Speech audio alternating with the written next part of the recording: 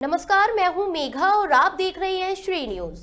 भारत के स्वतंत्रता संग्राम की पहली क्रांति यानी 1857 की क्रांति ने अंग्रेजों के खिलाफ भारतीय जनमानस में संघर्ष की एक नई लहर पैदा की थी।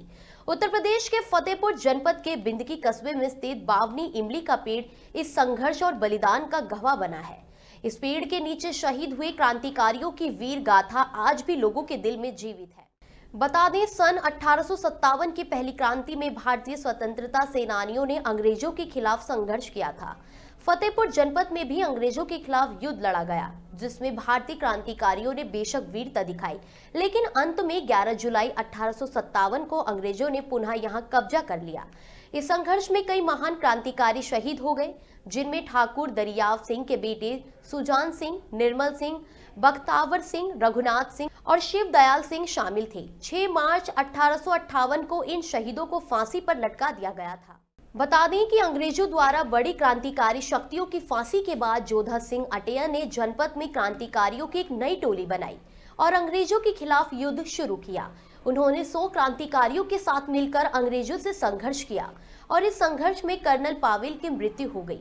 कर्नल पावेल की मौत ने अंग्रेजों को और भी बौखला दिया और अंत में उन्होंने अपने सैन्य बल को बढ़ाया। परिणाम स्वरूप जोधा सिंह अटेया और उनके 51 साथी क्रांतिकारी पकड़े गए और उन्हें बावनी इमली के पेड़ पर फांसी दे दी गई। बावनी इमली का पेड़ आज भी उन शहीदों की बलिदानी गाथाओं का गवाह है। इस पेड़ के नीचे फांसी पर लटकाए गए क्रांतिकारी भारतीय स्वतंत्रता संग्राम की अमर गाथा का हिस्सा बन गए। अंग्रेजों द्वारा इन वीरों की शहादत को अत्याचार और बर्बरता के रूप में देखा जा सकता है। बाद में जोधा सिंह अटेया के साथी ठाकुर महाराज सिंह ने 2 जून 1858 को शहीदों के अस्थि पिंजरों को इकट्ठा कर गंगा में प्रवाहित किया और उनका अंतिम संस्कार किया। यह घटना अंग्रेजों की बर्बरता को उजागर करती है, जो तब के समय में सभ्यता का दावा करने वाले ब्रिटिश साम्राज्य पर एक काला धब्बा बन गई। विभाग ने बावनी इमली के क्षेत्र में शहीदों के सम्मान में 3 स्तंभों का निर्माण किया, जिन पर शहीदों के नाम उकेरे गए हैं। इसके अलावा जोधा सिंह अटेया की मूर्ति और कारगिल शहीदों की मूर्ति भी यहां स्थापित की गई है। इन शहीदों की याद को स्थायी बनाने के लिए यहां 51 पेड़ भी लगाए गए हैं, जिनका नाम इन क्रांतिकारियों के नाम पर रखा गया है। साथ ही इस स्थान पर एक प्रतीक स्तंभ भी स्थापित किया गया है, जो क्रांतिवीरों की साहसिक गाथा को समर्पित है। बावनी इमली का पेड़ न केवल 1857 की क्रांति की गाथा का प्रतीक है, बल्कि यह उस समय के अंग्रेजों की बर्बरता और उनके द्वारा किए गए अत्याचारों का भी जीवित गवाह है। आज भी यह स्थान शहीदों के सम्मान का प्रतीक बना हुआ है और यहां आने वाले हर व्यक्ति को यह याद दिलाता है कि स्वतंत्रता की कीमत कितनी अधिक थी। शहीदों की चिताओं पर लगेंगे हर बरस मेले, वतन पर मरने वालों का यही बाकी निशा होगा। आज हम निशा की बात करें, यानी कि निशानियों की बात करें, तो आज ये स्मारक जो है बावनी इमली के नाम से जाना जाता है, जो कि बिंकी तहसील के खजुआ ब्लॉक के अंतर्गत आता है। ये बावनी इमली 52 क्रांतिकारियों, जो कि अंग्रेज़ों ने इस इमली के पेड़ पे 1858 में जोधा सिंह अटैया, जो कि यहाँ पर रसूलपुर के ही रहने वाले थे और अपने 51 साथियों के साथ अंग्रेज़ों के कृत्य का शिकार हुए।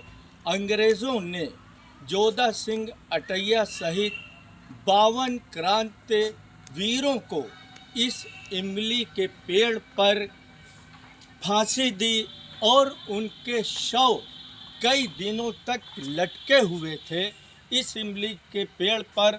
और अंग्रेज़ों ने मनादी करवा दी थी कि आसपास के गांव में कि इन शवों को अगर कोई भी उतारेगा तो उसका हाल बुरा होगा। कैमरामैन की सहायता से हम आपको ये इमली का पेड़ दिखाना चाहेंगे, जहां पर 52 क्रांतिवीरों को फांसी दी गई थी। ये इमली का पेड़ आज भी क्रांतिवीरों के तराने गाता नज़र आ रहा है।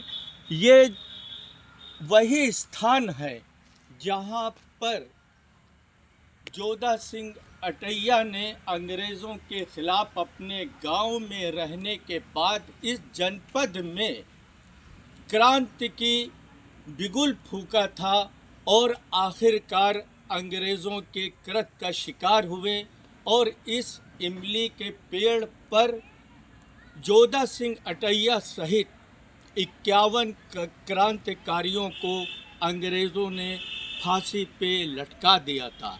आज हम उन्हीं 52 लोगों की, जो कि यहाँ पर एक निशानी के तौर पे आपको दिखाएंगे कैमरा के माध्यम से कि 52 क्रांतिकारी कौन थे और कहाँ के थे।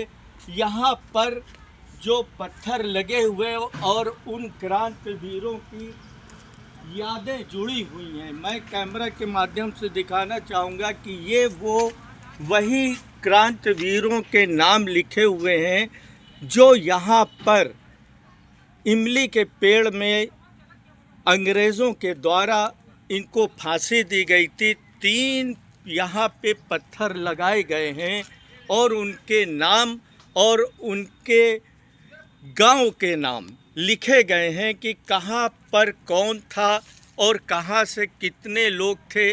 पूरा इसमें उल्लेख दिया गया है, जो कि क्रांतिवीरों की आज भी यादें तरोताज़ा करे हुए ये पत्थर में पढ़ा जा सकता है और ये इमली के पेड़ से एहसास किया जा सकता है।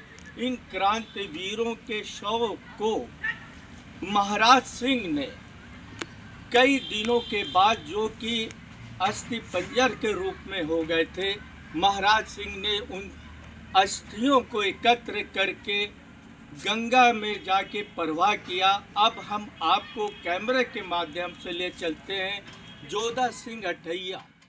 इसी कैंपस में इमली के पेड़ के बगल में जोधा सिंह अटैया का स्टैचू जो कि बनाया गया है, जिसमें पूरा उल्लेख दिया गया है, क्रांतिवीरों के बारे में लिखा गया है। हम कैमरा के माध्यम से दिखाएंगे कि ये जोधा सिंह का स्टैचू है जो कि यहाँ पे स्थापित किया गया है और स्टैचू ही के नीचे लेखनी लिखा गया है, इतिहास लिखा गया है कि अंग्रेज़ों के द्वारा कब इन क्रांतिवीरों को फांसी दी गई और क्या क्या उनके साथ हुआ।